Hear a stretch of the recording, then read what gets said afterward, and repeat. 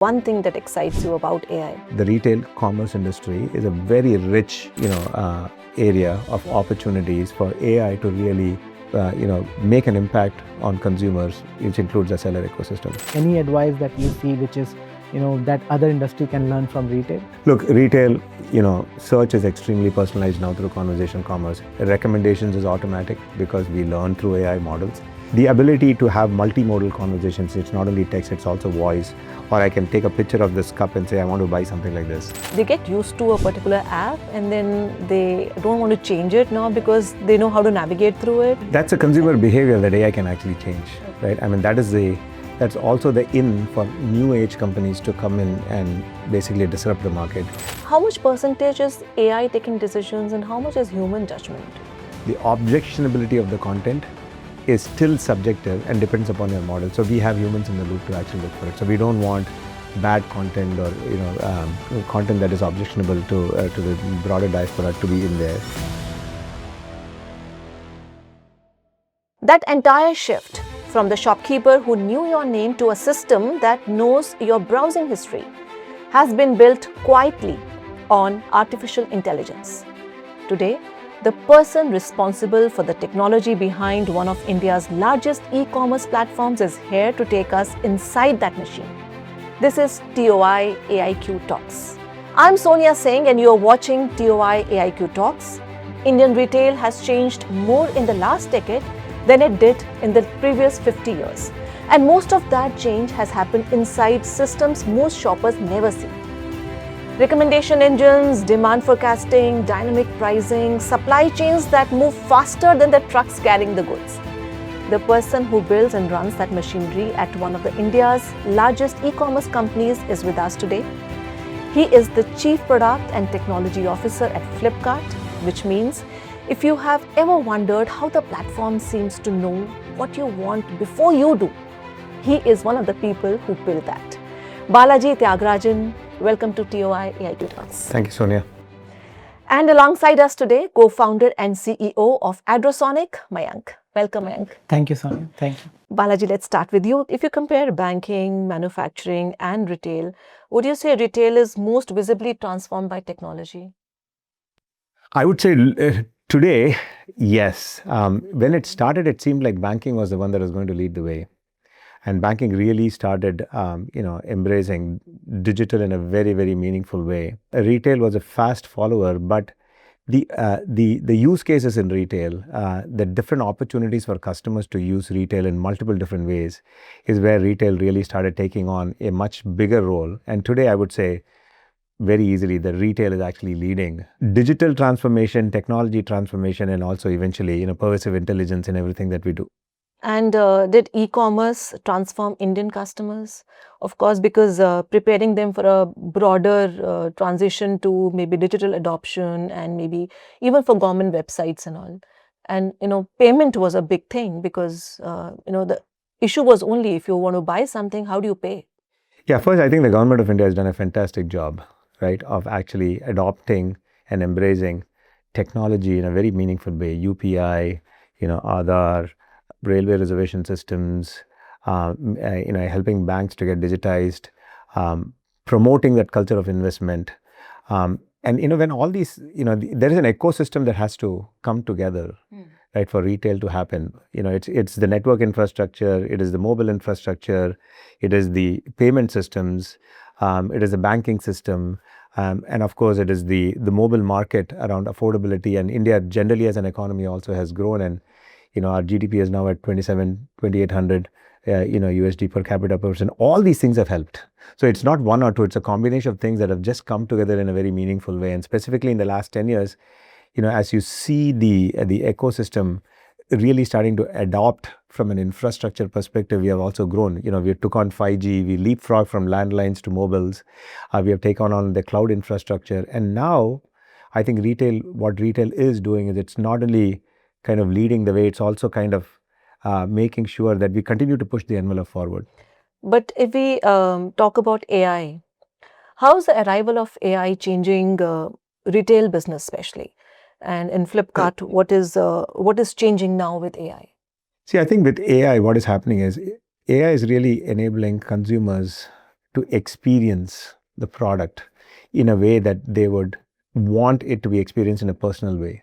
So, personalization is a very big thing. So, for example, at Flipkart, we talk about n equal to 1 personalization. That means every single Flipkart customer who comes to Flipkart, we can personalize the product for them specifically. For example, if Sonia is coming to Flipkart, and if you have been with us as a Flipkart customer for a while, and we know that you are interested in fashion accessories, or you're interested in electronics, or what have you, and you're interested in branded, categories. We know that you have, Certain taste. you have certain tastes.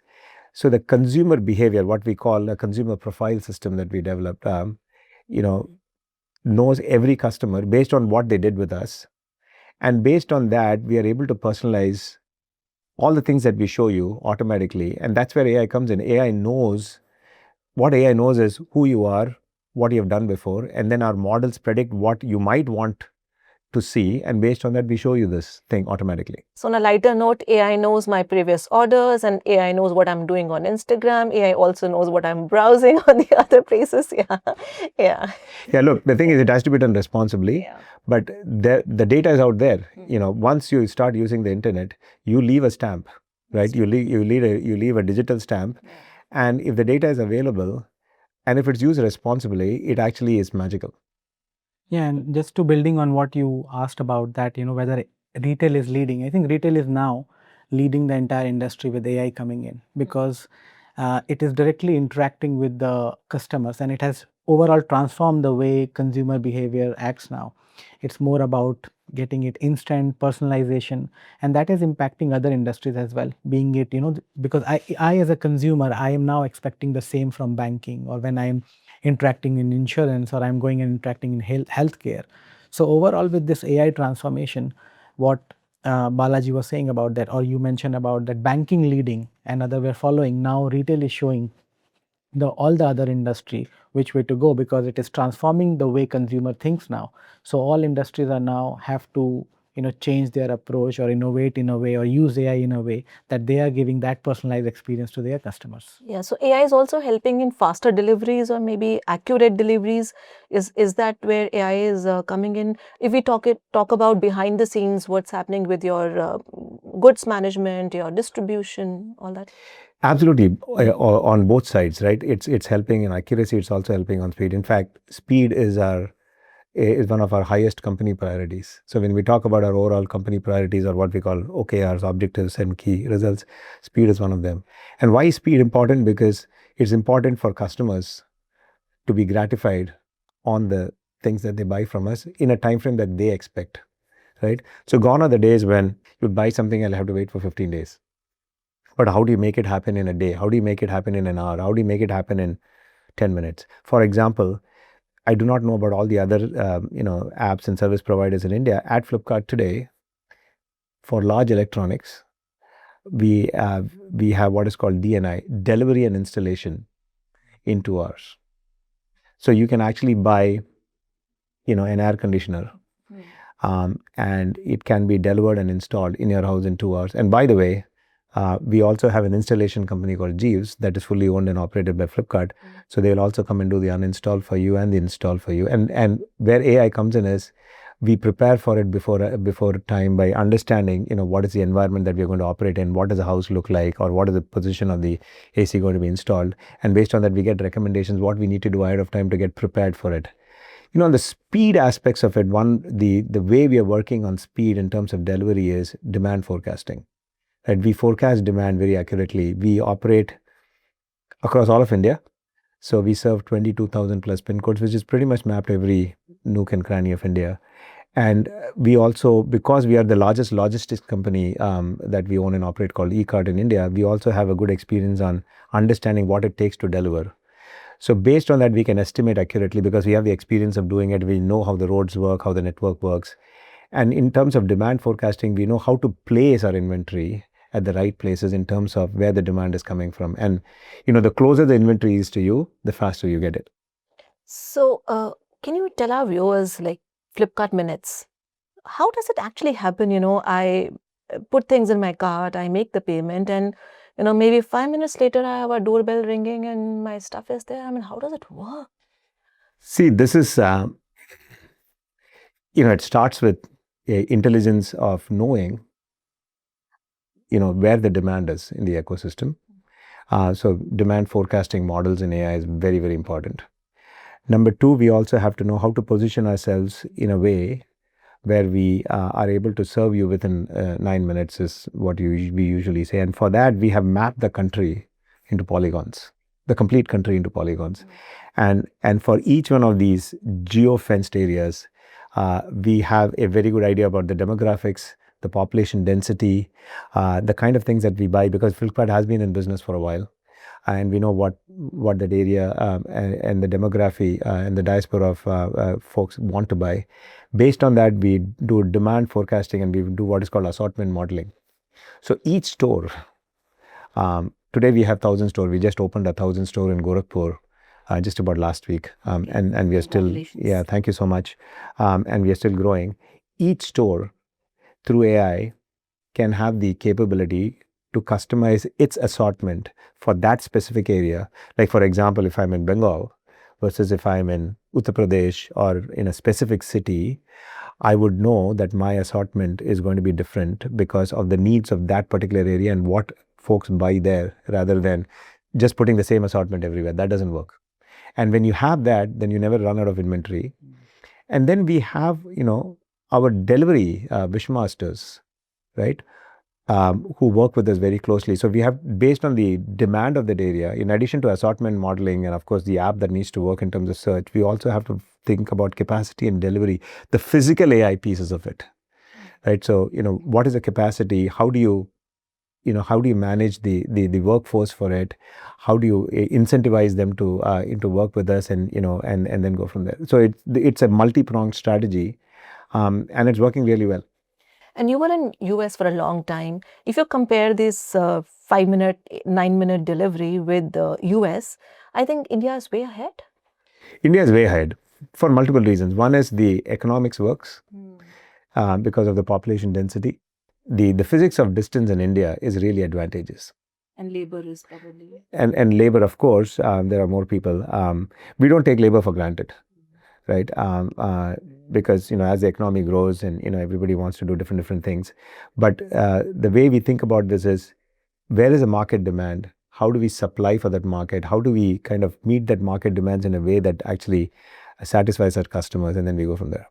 So, Balaji, one thing, like, when we work with multiple firms or industries, we have seen that in this AI terms, creating a model is pretty simple, like, but when you start using those AI model, like a lot of things where Flipkart is using AI, and considering the scale, the speed where you have to judge what model is predicting, trust becomes a very key aspect into that. So my question to you is that at the industry where you are operating, where everything needs to be instant, how do you decide on whether you are completely relying on AI, or is it more like you have the human loop in place? So how that trust between where to trust AI and where the human should intervene, how you have created that balance in an industry which is almost instant? Yeah. See, the instant is the output of a lot of work that has gone in before it becomes instant. Right? Just like, when you look at Japanese auto manufacturing history, just in time happened only after you set up the factory line and, the whole setup actually started working. Eventually, the widgets started coming out quickly. Similarly with AI, what is this? Modeling is a very deep science. It depends upon, how you train it. It depends upon the skills of our data scientists and our engineers in-house. It also depends upon what we call eval frameworks. We have to evaluate our models and make sure it works. And then after we do all this, we have benchmarks based on the eval frameworks to make sure that everything is working. And then we don't take it still for granted. We do what is called very controlled tests, A/B tests. And when we do these A/B tests, it is opened up to a very small population and it is constantly monitored. While a lot of it is agentic, we have what is called control parameters that we look at on a regular basis. Like, for example, if you see anomalous behaviors, there's always a human in the loop that will get in. So it is autonomous till it doesn't have to be, and then it becomes supervised, right? So, in AI, one of the things is it's not only forward-looking stuff, it's also getting the feedback and looping back which we essentially call reinforcement learning. So the model reinforces itself on a regular basis. That's a technology which is a secret sauce that, you know, any company that builds it well can actually serve its customers well through AI.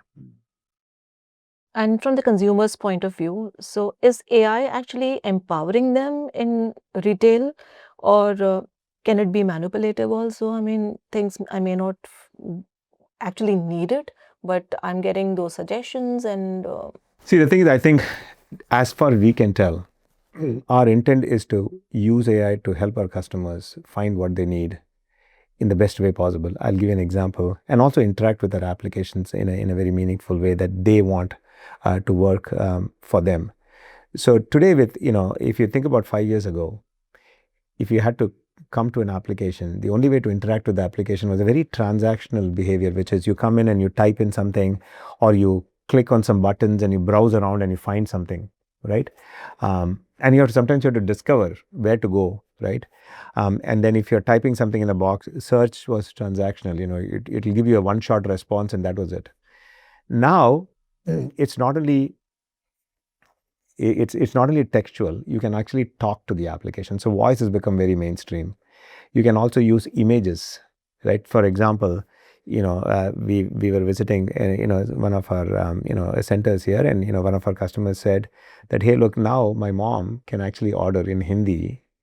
And the way she used to order it is she's not very educated. She's not very savvy with using these digital apps, but she knows that she can use that voice button.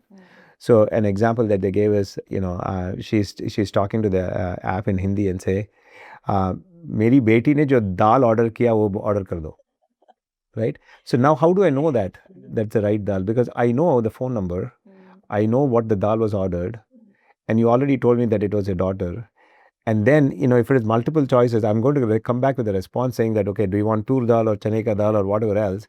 And then she can even speak back to it, and then they pick it up. So those are things that AI was never, you know, traditional technologies were never able to do. Now with voice and with understanding of voice in multiple languages, 12 Indic languages, interspersed with multiple languages like Hindi and English, it is becoming really convenient for the customer. So this is like going to a shop, talking to a shopkeeper, okay, this is what I want, and then he will give you options. That's right. So it's a shopping assistant now, Yeah. and it mimics an offline behavior. And you don't have to say, I want this, and you get this, right? You can say, show me something like this, right? And then you enter into a conversation and you see a bunch of things, and then you can say, you know, if you're buying, I don't know, if you're buying a shoes or if you're buying some lifestyle dress, you can even ask, you know, do you have different colors? Is this waterproof? You know, all those things. So now you can have a conversation. So conversational commerce is making it heavily personalized, which is not possible before. What you're saying, you know, your thought is coming to my mind, like, because as a consumer, I'm using, you know, retail is something where I'm constantly ordering, not only like about the groceries, but, you know, apparels or medicines, everything. And that is changing as a consumer. It's changing my expectation. I expect personalization. So from your perspective, when you see that this consumer behavior is changing, what is your advice for, you know, other industries, like, for example, who are non-retail industries? Because the same consumer, when going to other industries, they have the similar kind of expectation, and they also want to, you know, kind of do that personalization and aspect. So any advice that you see which is, you know, that other industry can learn from retail? Look, retail, you know, search is extremely personalized now through conversational commerce. Recommendations is automatic because we learn through AI models. Now, all these are very common concepts, right?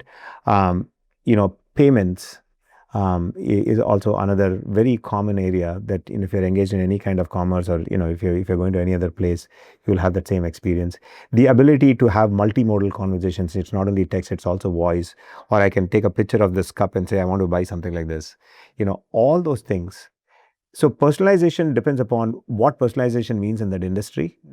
And then based on that, what is the data that you have to build models to personalize for that particular industry? And then how do you expose it in the experience? That's what every company, every vertical has to think about, because whether we like it or not, consumers are going to come to, you know, expect it, because retail is leading the way in terms of showing the path for these consumers that these are all the things that are possible. Yes. And then now they're going to extrapolate into all the other verticals and say, this is what I want. Exactly. Mayank, it's about consumer expectations. So you've worked with organizations across various sectors.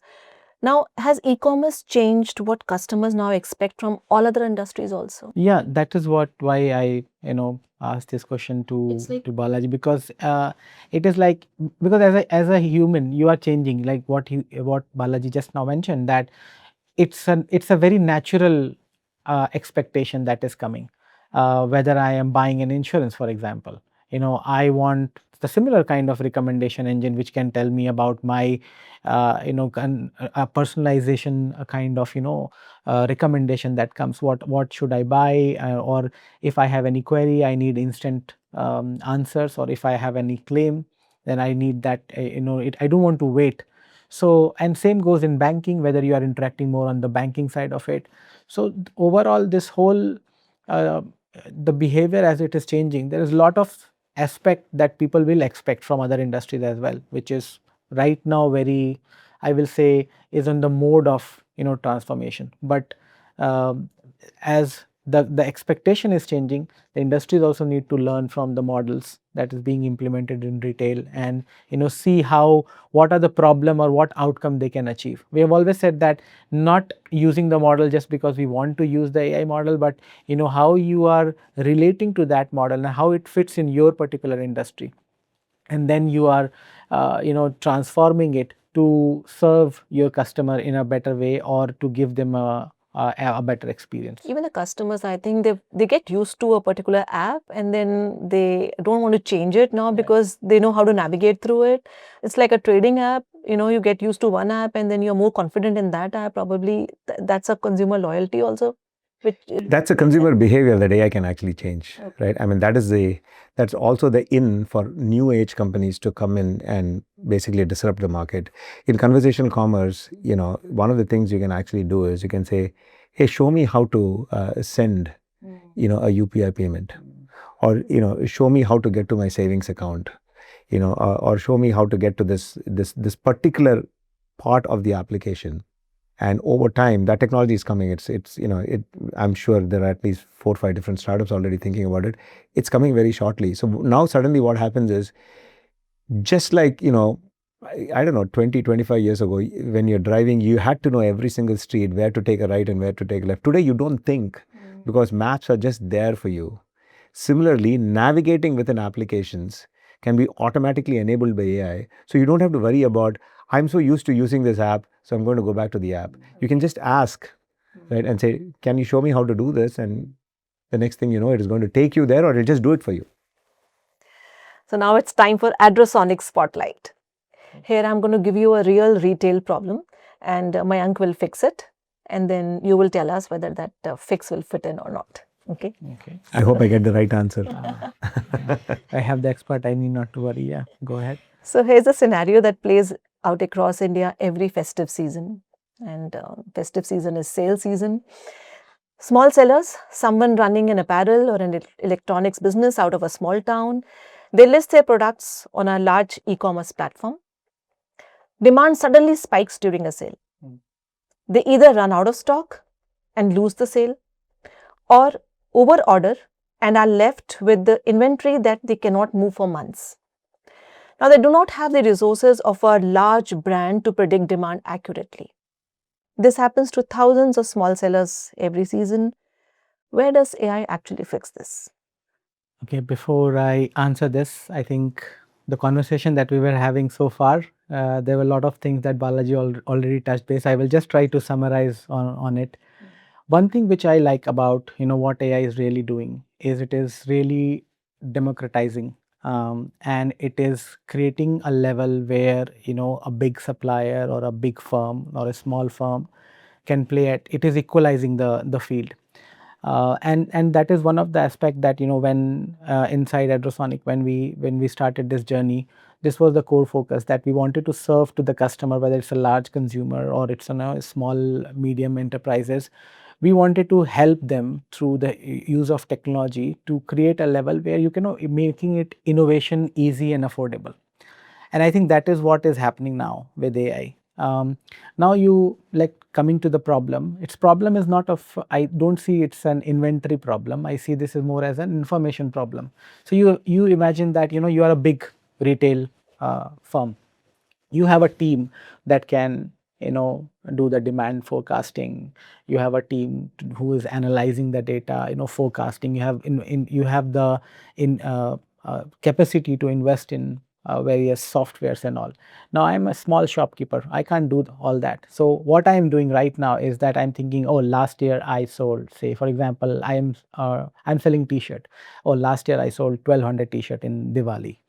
And then I'm using my gut feeling, and I might be chatting on WhatsApp. This is what I'm doing. So I'm using completely my gut at this stage. Now you imagine that with the help of Flipkart AI, it can do all these things for me, which is available for a bigger shop. So first you just look at that. It can analyze data from various aspects. Okay, what has been my last year sales? What is the current trend going on? How many people have navigated to this kind of T-shirt? How many have them stored in their cart? Or if any celebrity is wearing this kind of T-shirt, or FIFA is going on, or what the trend look like? Even the weather side of it. The youth demographics on the area where I want to sell, and then based on this, it can give me a recommendation. Okay, so it can say that start with 1,400. I'm just giving some random number. Okay, so then, but it does not stop there. It is on the go. It is also analyzing. So, for example, if it is analyzing that my sale is going more than the demand, then it is giving me recommendation. Then I need to increase my inventory. At the same time, if the sale is lesser than what expected, then it is also giving me recommendation that maybe I need to use some promotion strategy to promote it so that the inventory goes. So I'm not saying that it's fixing the problem completely, but it is giving me information which can help me to use my human judgment to take a decision. So I'm not completely taking the decision based on my gut feeling, but I can compete with bigger bigger retail firms. Because for me as a small firm, margin, I'm operating at a very thin margin, and with help of these information, if I can use my judgment and take some predictable decision, it can create a big difference. So that's where I see that technologies like AI, which is helping and bringing the big players and a small player at a almost an equal level, is the game changing aspect. That is where technology is really adding value, and this AI is really adding value for everyone. So you also help your sellers, maybe small sellers, for demand forecasting and all. I mean, do you train them? Do you have workshops? I mean, on the seller's side, how do you authenticate them and all that? Yeah, so the seller ecosystem is as important as the consumer ecosystem, right? We operate a marketplace. We have over 1.5 million sellers and growing rapidly. So the thing is, if we were to have a human at Flipkart trying to help every one of the sellers, we will not scale. So obviously we have to automate this. Mayank was talking about a lot of intelligence embedded through data. For festive season, I plan to, I want a revenue base of, I'm just making it up, 10 crores. Okay, what should I do? So now you take a goal-based objective, and then what is happening is, in our agentic commerce, foundry of agents, one of the seller agents will pick it up and say, okay, let me analyze this a little bit. I'll come back to you. Now, maybe we know a little bit about the seller. We know what the seller is selling. We know their catalog. We know the kind of things that they've done in the past in terms of promotions or pricing. We know the kind of ads that they buy or don't buy. We know how their adjacency looks. We know what the demography of their particular items go to. We know how the demography is starting to behave. So based on that, we can say, if you want to achieve these objectives, we can give you a bunch of recommendations, right? This is the kind of things that you can buy and stock or build. This is what your target population seems to be interested in. This would be the kind of timeline in which you might want to expect to sell this. And by the way, like he said, you don't get everything right on day one. Along the way, you need to have the ability to adapt. And he talked about that when you say that, hey, things are not selling as I expect, I can actually do a promotion, right? Or I can do ads, right? Or I can change, the bundling strategy. And we can do all this in real time. And when we start doing that, now the seller has a seller assistant that is helping you run your business. and the probability that you will be able to achieve your objectives is high. Yeah. Now, will you achieve it 100%? It remains to be seen, Yeah. And right? that's where the But you get human very judgment will close. come. And sellers are very, they're very enterprising, and they're very, they're very thoughtful, because they know so much about, their intuition is also very, very good, right? So when they have somebody like a co-pilot, which is a seller agent helping them, their confidence increases, right? Because now they can see the data. And the more often you show them the data as to how they're doing the business, like maybe on an hourly basis, it gets better. In the ads business, that's how it works. I've spent crores of money and nothing is happening, and they can adjust, right, what they're doing. That's exactly what we would do for sellers. And now, like, Mayank said, it gets democratized, right? Now it depends upon the sellers and their ability to use the tools and interact with it and take decisions. Yeah. So if I'm a small seller, imagine if this is not there, where I'm going to ask. I can't afford to hire a consultant who can drive a sales strategy for me or for my expansion. But now with the help of these tools, if I'm using my judgment, I can go and compete against, any other supplier in the market. So there are no excuses now. Yeah. I mean, so just a random thing that with AI, how much percentage is AI taking decisions and how much is human judgment generally? Look, when it comes to, on the consumer side of the house, like when we are showing you products, when you're showing you recommendations, when you're answering questions, primarily, the majority of all of it is AI today. Now, when it gets into things like, credit management, when it gets into things like payments, money flows, AI can do a lot of it, but the autonomy is also kind of moderated with what we call dashboards and alerts that allow us to kind of interject and intervene and monitor it very, very accurately. Because these are very critical, mission critical areas where, you cannot bring it back, right? So you have to be very, very careful there. Also, the kind of content that we show, like for example, when sellers upload things in the catalog, right? Is that content objectionable, or is the content accurate? The accuracy of the content can be done by AI very well. The objectionability of the content is still subjective and depends upon your model. So we have humans in the loop to actually look for it. So we don't want bad content or content that is objectionable to the broader diaspora to be in there.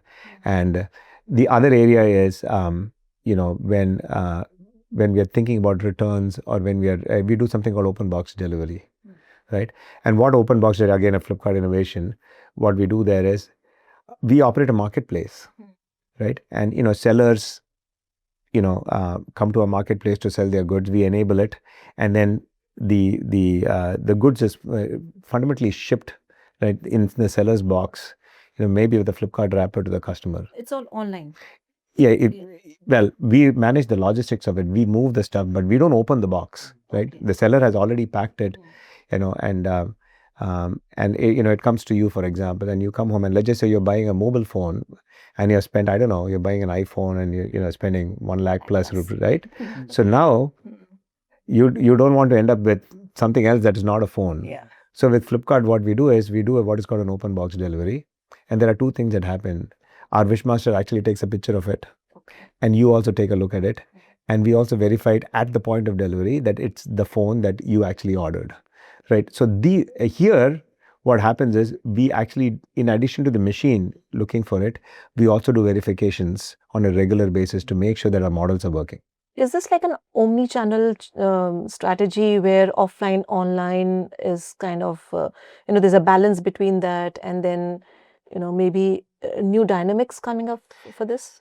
Well, look, it also enables the omni-channel strategy, right? So, basically, the way we think about it is, in an omni-channel strategy, what happens is you can come to us, you can order it, and then you can deliver it, right? The seller can deliver it directly, right?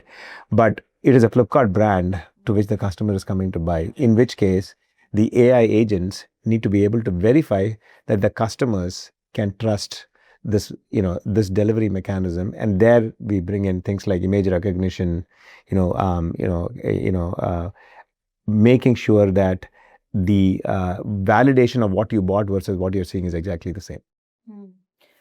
Which was our next question, which was about getting a sense of AI architecture behind Flipkart's operations. If you can just maybe tell us few, it'll be interesting for. Well, we develop a lot of IP here. So, but broadly speaking, at the we talk about our AI native architecture in 4 layers. The first layer is really the experiential aspect for the customer, the seller, the buyer, our internal operations, our store, warehouse managers, our key account managers, everybody else. At the experiential level, conversational commerce and content-led commerce, which automatically adjusts to who you are and showing you the right content in the experience, is a very, very important piece. So, that experiential layer is basically powered by this platform in our AI stack called the AI Mode platform. So the AI Mode platform essentially enables the experience to be natively intelligent. And it works in an explicit mode, which is you can converse with it, or it also works in an implicit mode where it's automatically showing you content that's relevant to you. That's the first layer. Now, to enable that layer, the intelligence is actually driven by the next layer, which is the agentic commerce platform. So, for example, if you're coming and searching for something, the search agent takes over. If you're asking a question about a specific product, the product Q&A agent takes over. If you want to make a payment automatically, the payment agent takes over, right? If you want to check on where my order is, the order management agent takes over. So there is an agentic layer below the experiential layer that is powering all these experiences. And I'm just giving you one sliver of what is happening here. Now, how do these agents themselves work, right? So in that agentic layer, we have agentic orchestration, a workflow orchestration, and we usually have an orchestrator agent that is orchestrating this whole, what we call this workflow. And it will know that, depending upon what you're asking, which is agent to call, right? Who to hand it over, who to take it back from, who to give it next, and how do you close this? And also moderation is important there, right? Moderating agents, yeah. Wow. Yes. Mayank, anything you want to ask him? No, I think and as he said, that a lot of things are, on the IP side of it, but the way it has been explained, I don't think that Yeah, it was very interesting. Yeah. Thank you. To know behind the scenes and the architecture per se. So, if we talk about the road ahead, in maybe next 3 to 5 years, the customer personalization, the hyper personalization, that is the word you used, is it going to get more? I mean, is there a limit to it, or anything which was unimaginable is now happening in terms of shopping experiences? I think we are barely scratching the surface today. Yeah. So we are barely starting the AI journeys, right? So, what we call hyper personalization today, and what we call conversational commerce today, and what we call content-led commerce today, is just the beginning of the journey. I'll give an example. When we talk about personalization, right? One way of personalization is showing you the things that you might be interested in. And all this happened in 6 months, because what will happen in the next 5 years is, it depends upon the ingenuity of the human mind and also the machines. But just in the 6 months, what has happened is now, like for example, if you want to buy this jacket, you can come to Flipkart and very shortly you can say, can I see me wearing this jacket? And all you have to do is just upload your picture. And then you can also say that, can you show me this jacket, with me wearing it in an office environment, or walking in a park, or sitting in a car, or interacting with somebody in a coffee shop. Now imagine, that is a level of personalization that we moved just in 6 months. This is like trial rooms here. Yeah, it's a trial room. Yeah. Imagine, we would have not thought that is possible a year ago. Now this is possible. Now, the human imagination, the machinery and the models that are getting built, the kind of personalization that can be done, the kind of interactions that you can have is just is a frontier of technology and innovation that is yet to be seen. And the way we think about it at Flipkart is, predict the future and invent it, and then see what happens. So is that what excites you about AI in Flipkart? I mean, if I want to ask you one thing that excites you about AI. Yeah, there are a couple of things that excites me about Flipkart in general. One is the retail commerce industry is a very rich, area of opportunities for AI to really, make an impact on consumers, which includes the seller ecosystem. The other thing is the Flipkart culture itself is a very entrepreneurial culture. So, if you have a good idea, you'll be given a very, very fast route to bring it to fruition. So the combination of technology moving the way it is moving, working in a culture which is enabling you, is the fun. Wow. So, Mayank, you've worked across so many industries and you've been talking about AI adoption in those companies. So, now do you think every business about the AI journey, if they want to have one lesson, so anything that comes to your mind? So when you look at different industries, being it say entertainment or media or banking, insurance, we spoke a lot about the retail. Uh, Everywhere AI is bringing this transformation. It is bringing that speed, accuracy of decisions, giving you a lot of information, and irrespective of and he spoke about the whole architecture aspect as well. Even if you go into more regulated industries like banking or insurance, there's a lot of focus on building their own small language models, and creating a layers of agents wherever it can be automated. So the whole transformation is being seen across the industry. One thing which is again very common, and which every industry is looking at is, or wherever there is a success. So you see that everyone wants to use this technology and to gain the output, but the success is where people understand the problem first. So the whole aspect of where to use AI, and in the consumer industry like retail, you have a lot of use cases that is pretty much visible because you are interacting with masses.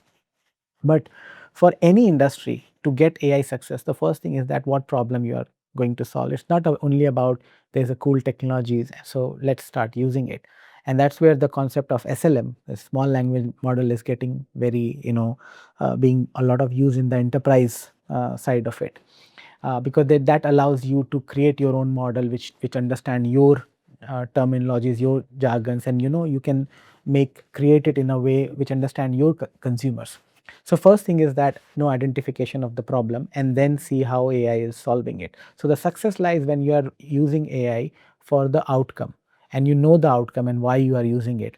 And the other aspect of where to use that human judgment. So what Balaji mentioned, that there are certain things which can be automated, certain things where you are using this whole agentic layer, but then where you have to have a human that is continuously looking into the feedback, or doing those checks. So it's more about creating that balance of how you use the AI along with AI, so along with humans. So if I have to summarize, the problem, what outcome you want to achieve, then how AI can impact that. But at the same time, you also know that how far AI can go, so that the trust remains the key. Because whether it's bank, insurance, retail, ultimately you're dealing with humans, and the relationship will only grow, the business will only grow when AI is working or helping you to increase the trust. So there, when the trust comes in, human comes in loop. So it's a very exciting time where we just have to blend the use of technology along with humans, and those who will do it right, they will be the game changer, and they will be riding the success of AI. So basically, either you change with times or you stay behind. That's how the success will be rated. One last question. You were telling us about the sellers hackathon. So I'm actually interested to know that hackathons happening nowadays in India or abroad are more about AI. What is this hackathon all about? I mean, of course, you're taking care of your consumers as well as sellers on the keeping them in equal balance and promoting them. So just tell us about that, and then we'll end the show. Well, the seller hackathon is about basically engaging with our sellers in the field, in their environment, with their specific problems, right? You can bring in sellers, you can have a conference, you can synthesize that information, and you can take the top 10, 50 things, right? But there's nothing like going into a seller's environment, working with them, understanding how they do business, understanding their surroundings, understanding their limitations, understanding their skill sets, understanding their constraints, understanding their strengths, and then being able to work with them and say, okay, let's solve 3 of your teething problems together and let's see where it goes. And then we spread out, and then we achieve 2 things. One is we have helped them solve some problems very materially in a very short amount of time, 2 to 3 days. And then the learnings that we bring back that will enhance our products in a material way that helps the overall ecosystem is the real power. Because ultimately going directly to the place where those who are facing the problem, that's the best place to understand and improve. You have to be in the trenches, Yeah. right? So that's the only way to learn. An innovative way of, finding out what this issue Again, is it's all about the speed, what he said. So, you're analyzing what people are expecting. Yeah. Thank you so much for the show, and it was a very good discussion, and I'm looking forward to more things about Flipkart, the new technologies. I'll be, looking forward in another show. So thank you so much. Thanks a lot. Thank you, Mayank. Thank you, Sonia. So here's what I'm taking from today. What AI is doing now is making sure that trust is rewarded with better prices, faster deliveries, and a system that, at its best, actually understands what people need. So this has been TOI AIQ Talks with our knowledge partner ADROSONIC. The TOI AI Quotient Awards are coming this September, and nominations are now open. If your organization is genuinely building with AI, solving real problems for real customers, we want to put a spotlight on you. Head to the AIQ Awards microsite and nominate today. We will see you in the next episode. Thank you.